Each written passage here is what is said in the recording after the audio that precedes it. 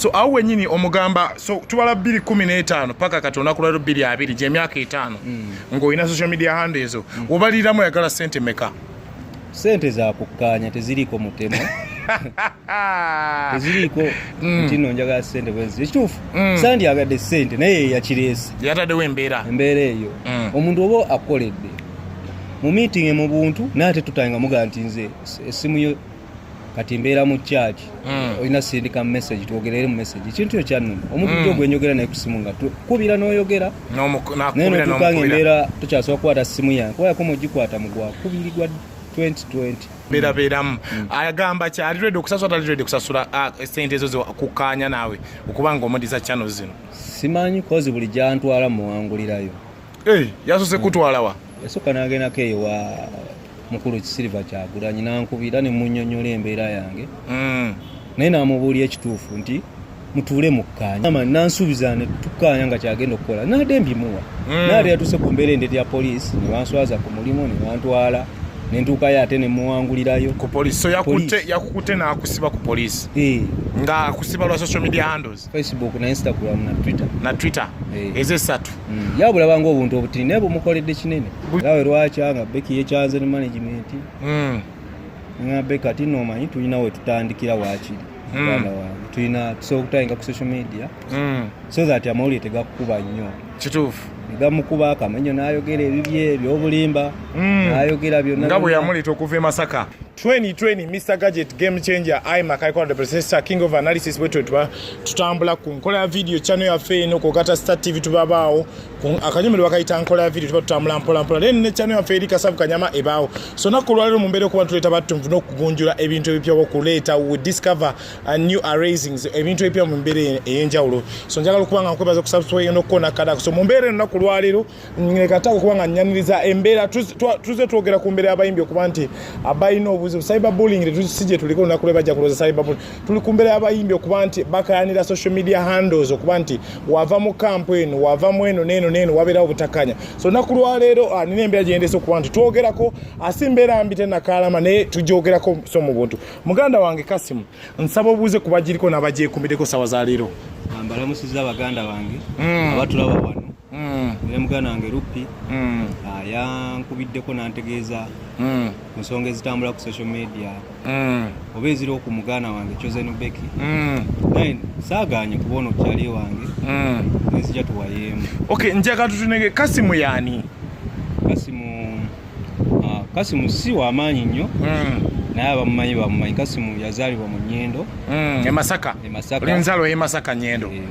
omwami gwe bayita Mwanje Kuzairu photoman weyo ate kansala road kansala kati anti wafudde district kati road kansala awo twatandikira munnaye we byatandikira so Kasimu mu bulamu ojja omutandika okukola ojja di e Kampala ero joti e Kampala Kampala najja nali milimo gyange egya plumbing kwansi byamazzi bino bimanyi nenzije Kampala mu 2017 ebitatambula bulungi nensooka nzirayokko noddayo e Masaka nenzira era wenadda ne Chosen Becky sawo wenyini we tuba tutandikira Chosen Becky mukwatagana mutya Chosen Becky twakwatagana mwaka gwa 2015 yesebu nga tupushinga music we n'omwami Roni manager Roni abamumanyi Roni oyo Masaka oye nyini yone yamuzalamu omwana yamuzalamu oyo omwana yamuzalamu omwana we yasooka nga letunajja kuona wa dictator Amiri wa dictator Amiri muto yakajja juzi so wa dictator Amiri wakumeka nze manyi wakubiri sima y'abakyala tobayulogi so mubeera ne Roni mukwatagana gwe ne Roni nga gwali ku promotion team ya Chosen Becky nali ku promotion team ye cause bali bapya mu industry ng'ate nze nina passion cause nze nkozesa passion ali n'emikwano gyange mingi abazira Tony basuna Beni abantu bangi ababeeranga Masaka dda basinga bavaayo babanike batoshi bangi abasajja abamaanyi Masaka banatunda Rose abantu abo bapushinga music twaba music okutayinga kulimba baluyitanga Love Jompa nze natandika ku Love Jompa tufunawo ebirowoozo tufuna byokola then twafunia Katego kati awo Katego awo nga nze managing nnyo social media naye nga mbayamba ku guiding cause ideas akayimba k'omuto oba omukuto bakayita omukuto kajja ddi akayimba ako kaaliwo naye kakolebwa video mu 2016 omuganda wange Oriskati yakushootinga video eyo wa Similia Films yajja Masaka oyo nyini yajja ne tugikwata kuba embeera yali si nnungi ne tweyiyayiyaawo video biki kalayo ka video akasooka era katambula era ku YouTube mukala akatrendinga kakola bulungi nnyo Chosen Mbeki yalina talent abantu basiima yalina waaka so ne tupushinga then wetwagwira ku mwami gwe bayita Victor Kamenyo yabijjiramu kuba ye yali mu Nick ambassador wa Nick yali ambassador but yali mwami Kirangwa wa Nick Products mwami Kirangwa yali ayina bali promotion za companies promoting Masaka brand yawe ebizigo Masaka then waliyo omuvubuka yali akola mu Nick oba yasoma ne Beki oba mukwano gwe kati nga Beki amunconnectingako nze yamunconnectingako basibitegeera mulungi ne mala nenkisika ne mala nti kati naye akatukozese guno omukisa tweyongereyo ne ngamba omuvubuka oyo nyamba ontegeeza dates entuufu eza promotion zonna ze mwine Masaka n'embalala kati ate awo nze nensikamu nenzija e Kampala awo mu ebyo ebiseera nsiga ncommunicatinga ku simu sasa wagenda ku promotion zinafuna bifaananyi wezaatuuka omuvuka natuconnectinga ku mukulu Kirangwa amanyi omugagga era olina kwogera n'abantu babakuwadde ba middlemen ne batukkiriza neŋŋamba Beki kyoba okola okimanyi mwana yiyayo akayimba akawaana Nick kali nga tulina akayimba byokola netugamba Beki kayiizeemu Nick era n'akikola nekigenda n'akikuba Masaka awo bali awo wansi wa radio obuddwawo webyali n'akikuba abantu bonna ne bategeera nti Masaka ina ttaali ebigambibwa nti Victor Kamenyo yazuula Chosen Mbeki bikyamu mu story eno gyotunyumiza nti yaleeta Chosen Mbeki okuyingira Nick bikyamu kati ate Victor Kamenyo okujjamu waliwo yali manager we bamuyitanga Eric ye yalaba talent eyo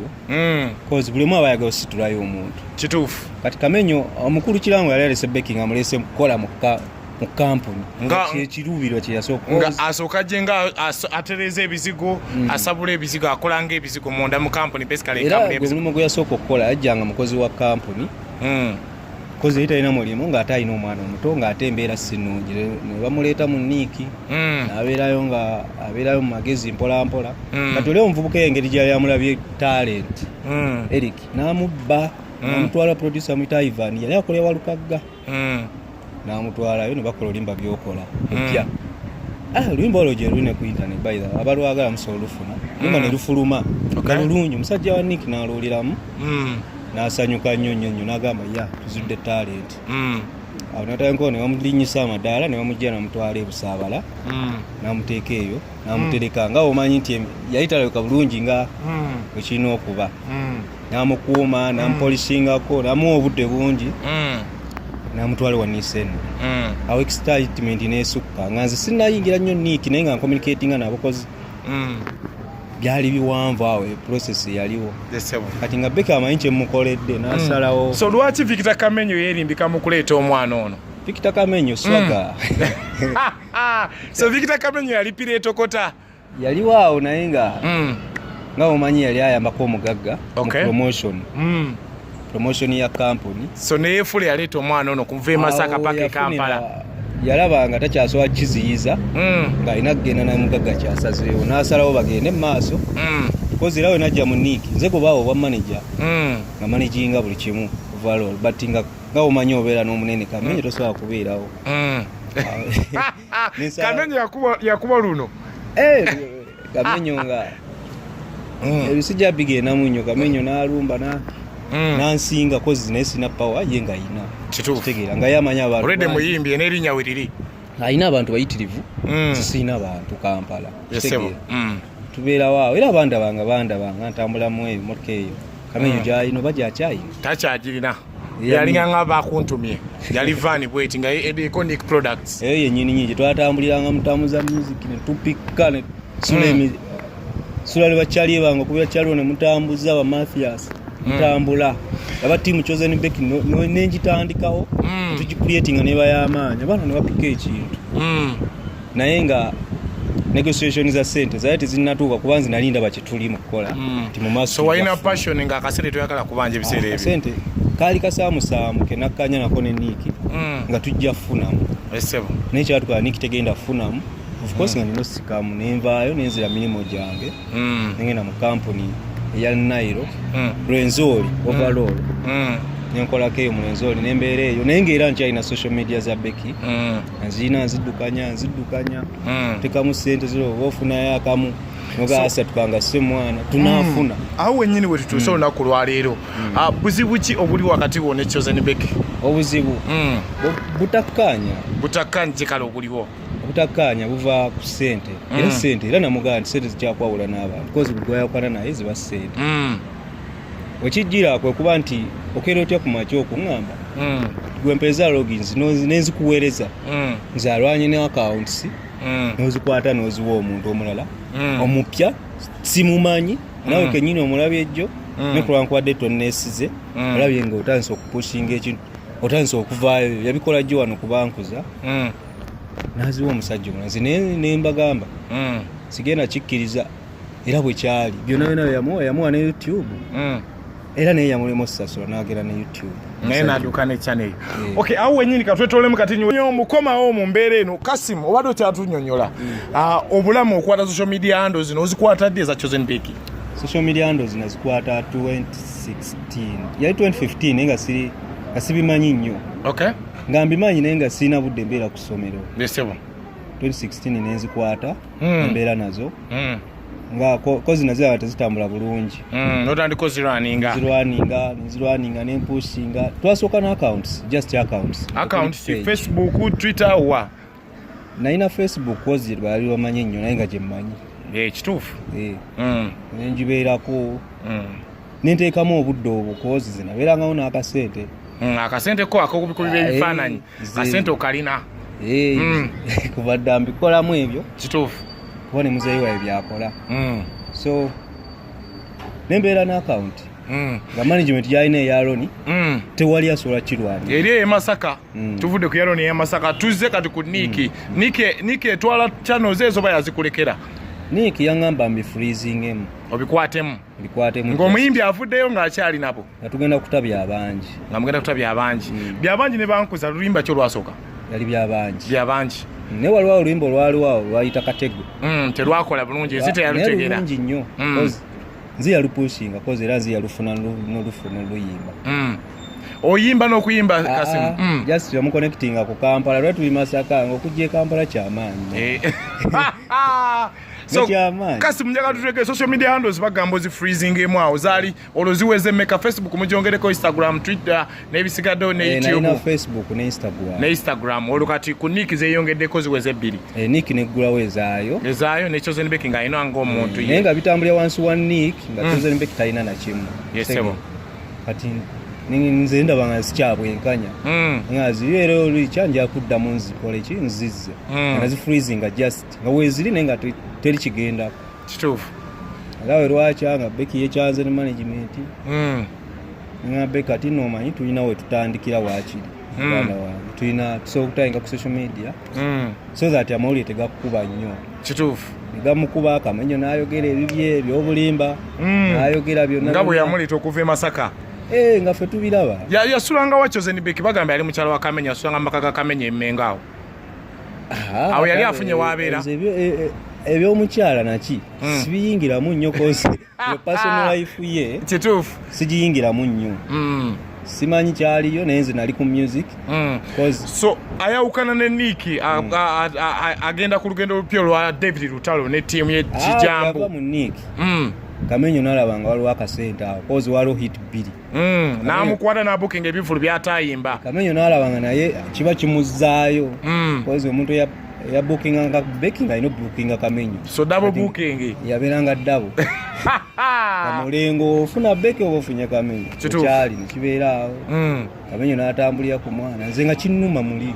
Kamenyo ajata chosen beke channels ezo yali yazi lino bade nira waliyo kyazi na bisera bya Kamenyo nga alina omwana ono Kamenyo yagezaako okunkako biggalawo neŋŋaana kozi naye nga taliemu mulama kituufu sajja abadde ateekamu ssente akitadde Kamenyo tosobola kusaamu ssente aba alina kusika mu busisi okay njagala tutunulira awo wennyini ava ku Kamenyo adde wa lutalo channel ezo zino waliyo kyazirina nazina abalutalo saaba meeting ko in person na meeting amaniza kijambo ndoja sijambo nezikanya naye nazindekera kozi nali njaga ziba wanga bita olwo YouTube yeyongeddeko banga tenajja ba YouTube weeri nenga si ya amaanyi era management yajja YouTube enkadde ne bagiggalawo ne baggulawo empya okay omusajja bamuyita Tom era agirwaninga bagiggulawo mu management ya lutalo the Hayers si ya lutalo the Hayers nze nga ndi wansi wa kijambo tulina bitwakkaanyaakawo ne kijambo yadde era tebyakola byava mu kibala so ngama nze kansigale ne sita wange nensigala zikanya naye twatuuka nengane omwana omanyi twayitanga buladi omanyi ebintu biwabye nziteekamu nnyo tunegotiating endawe wenfunira kozi tutansa okukola si byebiri ebyembeera embi netukkaanya emitwalo gyali 5 buli mwezi ntukola katuwali kijja ngamba waayo sanga taneetereza sanga business tenajja emirimu teginaja emirimu egyatereerera ddala nalaba nga nsomuwa emirimu egiwere 10 omwezi nazijja ku social media nzijja ku Instagram ku Twitter nga abantu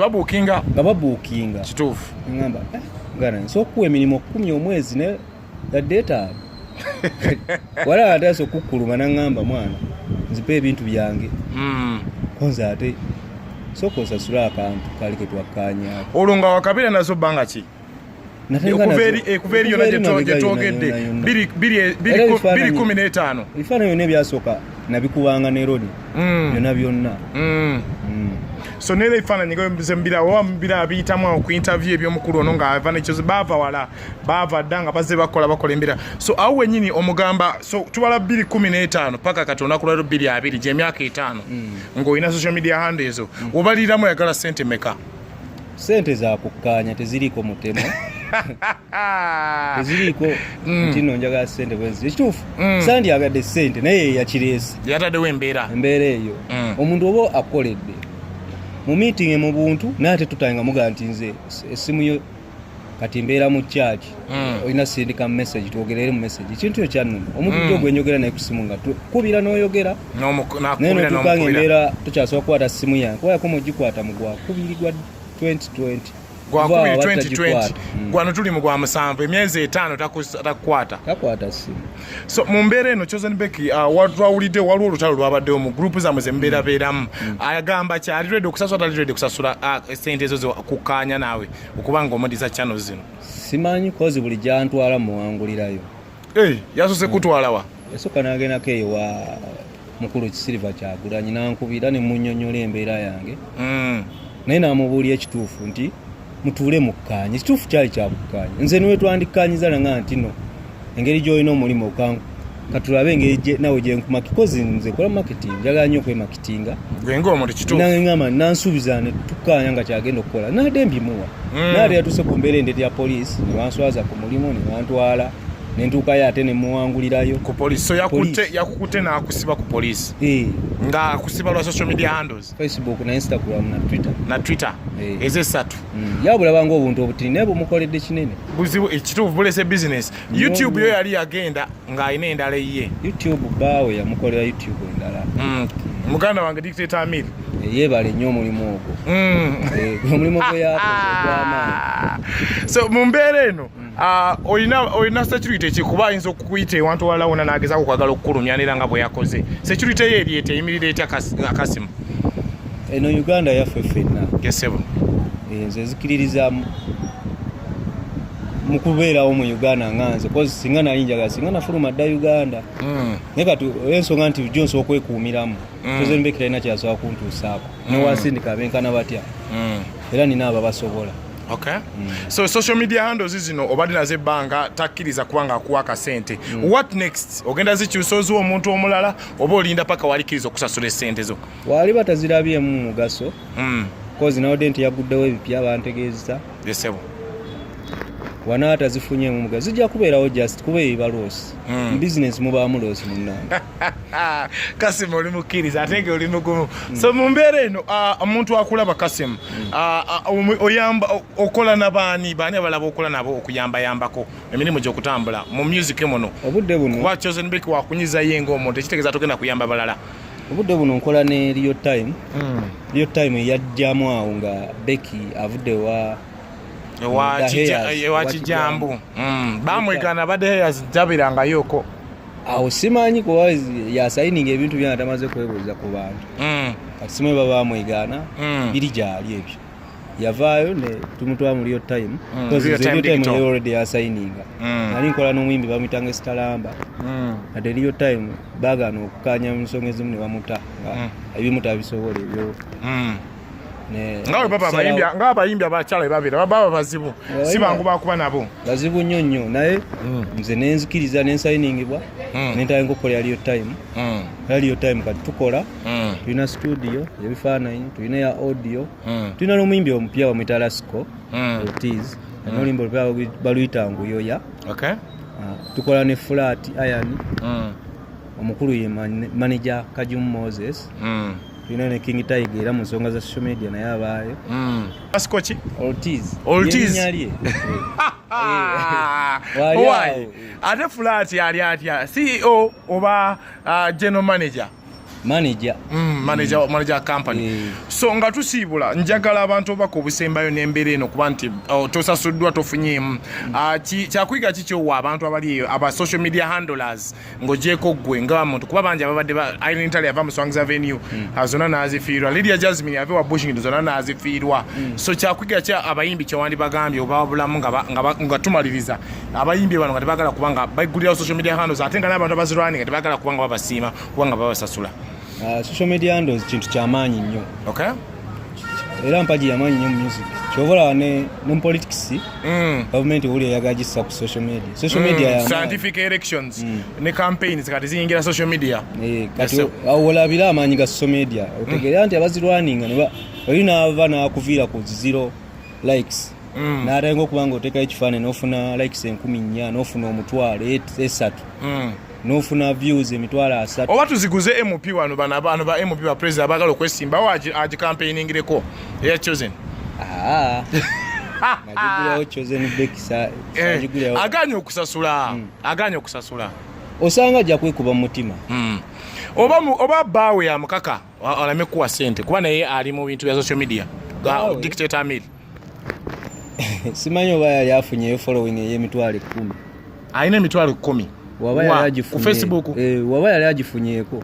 amanyi obuzibu omuntu bw'ayitamu gifuna batagifunangako asobola bumanya. Ku Instagram ayina following eri etya? Eri mitwalo 5 gena mu 6. Si wabi. Twitter ali atya? Twitter eyo n'adde n'akagigulawo gyo 2 badde yingidde 5 oba si wabi nze mmazeko kuva 2018 n'abantu 10. So kitegeeza go Facebook eri mitwalo 17. Waliyo emikutu gya music nengera ebifaananyi ani ateekateekayo gwe ateekayo oba ba admin nabo waba waako ku handle ezo anti olaba admin Facebook page tosobola girwaninga bw'omu kituufu. Era n'omuwala omukyalo omu ali mu Bungereza nga tandika naye kuva 2015 yagirwaninga olumu basiriiko najja n'ateekayo emyezi nga 3 mwega ne Dictator Amil abaddeko cause ye muko gwe tuyina munnange ye muko atali mutongole gwe tutamanyi bulungi Kamala yenna abaddewo. Okay, gatubaliriza police wekusira ekifaananyi kino kiba kibi image ebambye eri omuntu yenna. Police ekuzudde nga tolina musango ogenda ku retaliating ogenda ku firing back okusibwa nga tolina musango. Nali ngenda bagula kugwa kidnap kuwamba kozi bampamba buwambi nene ndaba nga oli muganda wange sijja kukozesa muti wabaze bubi sijja muddirayo bubi kituufu nenkireka ne kiyita nageze okulaba nga bagezaako okuyita mu ngeri ez'enjawulo okunnumya ninga nkambise ku media nange. Okay, tukweyanza ddala agiriko agikumirika enkola ya video channel yaffe eno. Imagine embeera bwetyo ng'omuyimbi gwe wadulwaningira social media handles tulabye abayimbi bangi na kunyonyodde nga buli wava mu kampo ba management twadula Irene Tali netulengera Lydia Jasmine YouTube, Facebook, Twitter n'ebisigadde nga bakuba endulo okuba nti ate management etute pages no, but pages zino remember ziba sponsored n'okuba nti zitambula eri abayimbi abantu abenjawulo n'emirimu gijja mingi. So mu mbeera eno obadde olina akataleke nga tukuta. Nze njagala kwebaza abaana ababadde nange baana bangi mu mbeera eno ababadde nange ku social media, because social media abayimbi balina zi team n'ekizibu tiimu okuvaayo nga y'amaanyi ng'esookulwanirira omuyimbi oba esobola omusuula kati abaana babadde bangi nnyo waliwo natandika nabyo 2015 bonna beyita tiimu Chosen Becky fan base bangi bonna zabadde abakulira bano akina Sharita Bata Marioni Kalonandio Seba Shamiravu bonna bangi baketti abambako obudde buno waliwo n'ekiwayi bakozeemu ebiwayi nze ndi tiimu Becky nze ndi tiimu nenze bonna mbaagala cause bambeereddemu balaga omulimu gwange baguwesa ekitiibwa cause nawe mbadde nga swa kuba simu nenjogera ku radio nga bo bakikola so beebale nnyo baboyi busungu bonna beebale nnyo kyaka emirimu gyaye gyakomyawo sikyayongerako ate olugendo olupya togenda tambula nabo abo anti kati obudde buno ndina Real Time webeetaaga tobabudde Real Time ebyayo birala nnyo kati ndi manager wa studio so toli manager wa birala media waliyo department wagikwasaganya nze naje mu mbeera eno nkusaba subscribing ku channel yaffe enkola ya video ne kasavu kanyama kukata Star TV program ekigunda tuba tulaninga akanyomero kane kenkola ya video nga shegwa buli show lweberegwa interview eno tugiteka exclusively. So mu mbeera eno Makaika Representa Game Changer 2020 tusangwa ku Freedom City etuna offices zaawo tukola audio video promotion kugata no airplays ku TV ne radio enjawulo. So Laja Pony of Stickman mu Sudan owebipya nga alimaweka ku kamera awo alongside muganda wange Flat Iron all the manager Real Time Digital kugata muganda wange Laja Pony of manager manager Moze Chakabinyo nenga kajja kuvaamu nera mu mbeera eno. So mbagala nnyo kubanga mwe balikuwa nga subscribing channel ya